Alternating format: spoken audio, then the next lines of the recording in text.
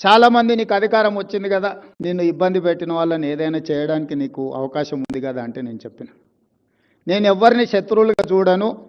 నేను శత్రువుగా చూడాలంటే కూడా వాళ్ళకి ఆ గొప్పతనం ఉండాలి, ఆ స్థాయి కూడా ఉండాలి. నేను ఒక సామాన్యమైన గ్రామీణ ప్రాంతం నుంచి, వ్యవసాయ కుటుంబం నుంచి సరిగ్గా 17 సంవత్సరాలు 2006లో జిల్లా పరిషత్ మెంబర్గా ఇండిపెండెంట్గా గెలిచిన, 2007లో ఎమ్మెల్సీగా ఇండిపెండెంట్గా గెలిచిన, 2009లో మొదటిసారి ఎమ్మెల్యేగా గెలిచిన, 2014 రెండోసారి ఎమ్మెల్యేగా గెలిచిన, 2019లో పార్లమెంట్ సభ్యుడు, దేశంలోనే పెద్ద పార్లమెంట్ నియోజకవర్గమైన మల్కాజ్గిరి పార్లమెంట్ సభ్యుడిగా గెలిచిన, 2023లో తెలంగాణ రాష్ట్రానికి ముఖ్యమంత్రిగా కాగలిగింది.